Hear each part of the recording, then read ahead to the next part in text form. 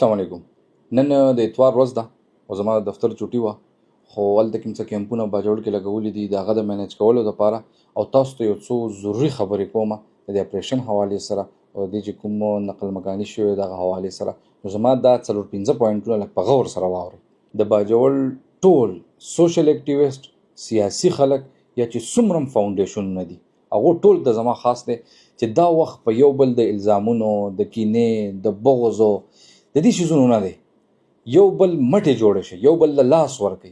ګوره سبا انشاءالله زه الخدمت فاونډیشن ته 2 دیګه یا 10 دیګه انشاءالله تعالی ډونیټ کوم د خوراک، چاول وغیره.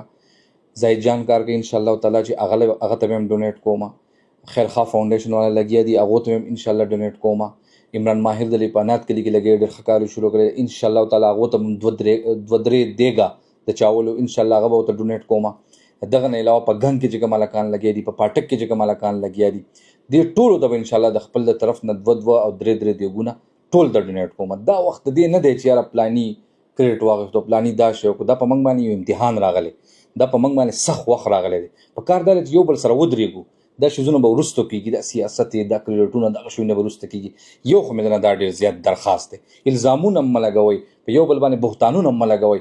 بس یو بل څوک چې خدمت کوي بس د هغه سره ملګري کېږئ. دویم پوینټ، یو به دا کوشش کوو که نه چې دا کډې د باجوړ نه بار ونه وځي. زموږ چې کوم عزت دی که نه په باجوړ کې دننه پاتې شي. زیات تر کوشش به دا کوو که سکولونه زموږ سره وي، که کورونه خالي زموږ سره وي، که اجري چې په باجوړ کې ایډجسټ، ځکه چې په ټول باجوړ باندې اپریشن نه دی، صرف په یوه علاقه باندې دی، په مامون باندې دی. نو موږ سلارزي، موږ عثمان خیل، ریاست، ناوګۍ، دا ټول به چې کوم دی موږ د مامون سره ودرېږو انشاءالله. د عزت په دایره کې به چې کوم دی که نه موږ هغلته هغو له ځایي نه ورکوو. درېیمه دا خبره چې د فضول ویډیوګانو تصویرانو نه ځان وساتئ. کوشش به دا وکړئ چې یاره په کوم ګاډي کې زنانه وي یا په کوم سکول یا په کیمپ کې زنانه آباد وي، هلته به قطعاً ډونیشن چې ورکوئ د هغه تصویران به هم نه وباسئ.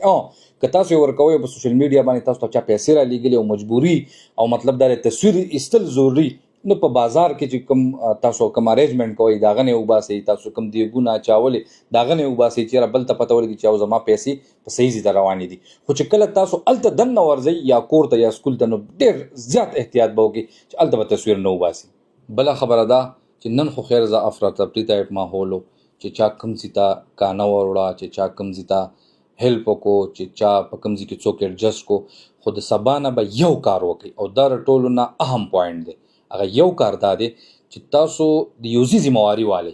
فرض که یو سکول دی او په هغه کې 10 کډې دي، په هغه سکول ذمهواري به یو ارګنایزیشن، یو فرد واحد هغه واخلي چې یاره که دا 2 ورځې وو، که دا 3 ورځې وو، که دا هفته وو یا که دا 1 ورځ وو، د دې به ذمهواري والئ چې د دې کاني بندوبست به دا کلی کوو یا دا زه به یې کوم یا به فلانې ارګنایزیشن کوي. اوس نن پکې دا چل روان دی چې یو ځای ته چا یو ځل روټۍ وروړې ده، هغه بیا واپس چې کوم دی بل ارګنایزیشن هم هلته روټۍ وروړې ده، نو یو قسم له ضایع شي. څه خلک بالکل پاتې شي او څه روټۍ او څه چې کوم چاولې شي یا مطلب دا دی چې اوړه شي یا نور راشن شي، نو هغه ضایع شي.